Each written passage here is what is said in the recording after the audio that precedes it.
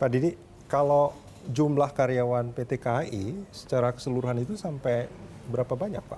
Total pegawai kereta api ada 46.000. 46.000. Induknya itu 30.000, kemudian ada 6 anak perusahaan, totalnya 16.000. 16.000. Itu ada KCI yang komuter line, Betul. ada railing, kereta bandara, Betul. Kemudian kereta api logistik, oke, kemudian kereta api property management (KPM), kereta api wisata (KWisata), kemudian ada satu lagi Reska Multiusaha atau oke, RMU. 6 semuanya ya, 46.000. Betul. Oke.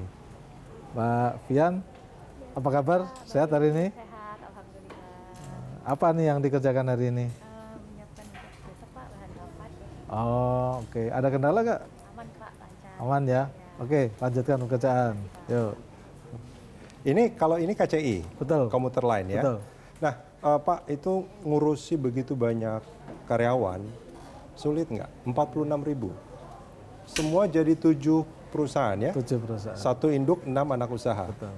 Ini gimana cara ngurusnya ini? Susah nggak? Secara prinsip, Mas Rudi, semua kita urus berdasarkan governance ya. Good corporate governance. Good corporate governance. Aturan-aturan kita bangun dan semua kita tegakkan dengan disiplin. Oke. Karena mengoperasikan kereta api ini harus sangat disiplin karena menyangkut keselamatan para penumpang kita. Oke. Artinya harus ada sistem dan aturan yang ditegakkan. Betul. Dan itu yang membuat walaupun jumlahnya 46.000, itu semuanya bisa berjalan dengan teratur. Teratur. Oke. Nah, selain mengurus begitu banyak karyawan dengan begitu banyak perusahaan ini, Pak Didi masih punya waktu luang untuk, ya kalau zaman sekarang orang bilangnya me time, gitu. Masih ada? Ya, kita mengatur itu secara ini ya, secara fleksibel ya. Karena operasional kereta api inilah 24/7, 24/7. Oke. Karena seluruh kereta api itu berjalan 24 jam. Tidak ada liburnya Tidak sebetulnya ada liburnya. operasionalnya. Oke. Nah, sehingga pengaturan-pengaturan waktu istirahat itu juga harus kita atur sendiri. Karena di tiap kali Sabtu Minggu pun kita beberapa kali kita turun ke lapangan. Sabtu Minggu? Iya, jadi setiap 1 bulan sekali direksi berkewajiban untuk melakukan posko 1 minggu sekali, 1 weekend sekali di lintas. Ini Pak Dirut sendiri ini? Enggak, ini Piket policy, ya, piket. Ya, semacam piket kan? Betul, Oke. betul. Termasuk dirutnya sendiri? Termasuk di rootnya. Oke. Jadi dalam rangka kita ingin meyakinkan bahwa seluruh aturan, seluruh protokol itu diterapkan dari seluruh kantor pusat sampai ke jajaran yang paling ujung. Oke. Nah, itu kan artinya waktu untuk me time tadi jadi Betul. hilang.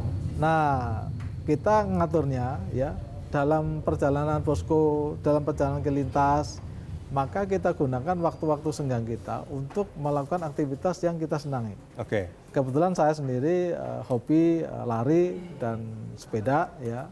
Jadi kalau kita ke lintas gampang, tinggal bawa sepatu sama sepeda lipat sepeda lipat ya. Jadi mana yang kita bisa lakukan di tengah-tengah kesibukan kita lakukan hobi kita. Oke. Tadi disebut lari. Lari betul. Masih suka lari? Iya. Ini lari jogging biasa atau maraton atau? Jadi kalau saya hobi lari kebetulan dan saya suka lari maraton yang jaraknya 10 km saja Sampai sekarang? sampai sekarang. Masih suka lari 10 kilo? Ya. Kalau saya mungkin lututnya udah leglok gitu Pak. Oke. Selain hobi lari dan juga sepeda, kebetulan tadi saya lihat ada bekas luka sebetulnya di tangannya Pak Dirut. Itu bekas jatuh Pak? Betul, ini bekas jatuh. Jatuh dari Dari sepeda? Iya, sepeda. Oke. Dan itu tidak menghentikan Bapak untuk bersepeda? Insya Allah untuk menjaga kesehatan kita tetap berolahraga. Tetap menjalankan itu.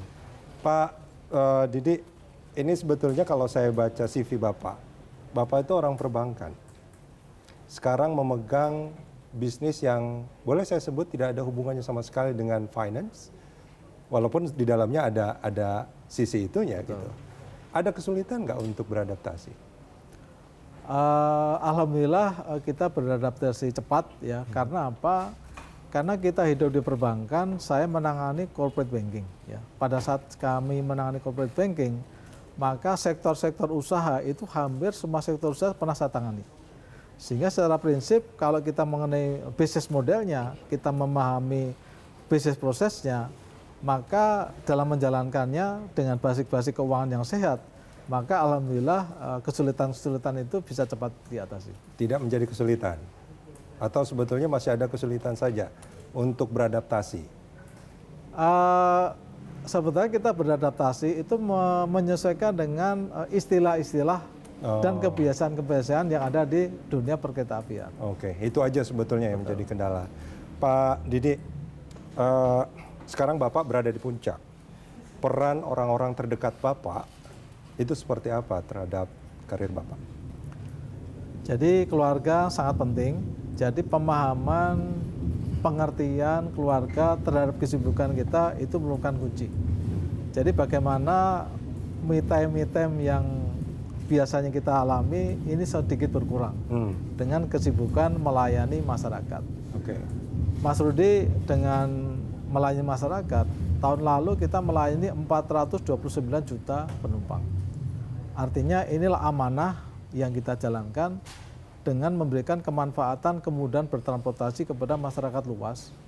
Dan dari 429 juta penumpang itu, 380 juta itu adalah kelas ekonomi. Artinya kelas ekonomi masyarakat yang tergolong di bawah ya.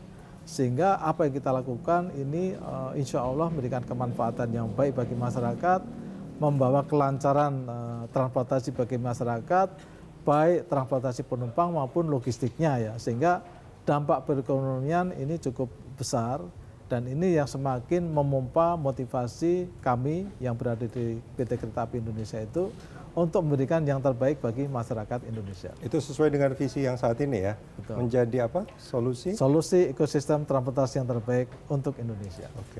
Pak Didi, Anda sekarang berada di puncak sebuah perusahaan yang tidak kecil, bahkan sangat besar sebetulnya, mengelola begitu banyak tenaga kerja. Ada mimpi lain setelah ini? Mimpi lain ini saja, setelah menyelesaikan ini harapannya kita bisa memberikan kinerja yang terbaik bagi masyarakat dan ada waktu-waktu yang berkumpul bersama keluarga. Itu saja. Pak Didi, terima kasih banyak sudah ngobrol di CEO Talk. Pemirsa, demikian bincang-bincang saya dengan Direktur Utama PT KAI, Didi Hartantyo. Kita jumpa lagi di CEO Talk episode mendatang. Sampai jumpa.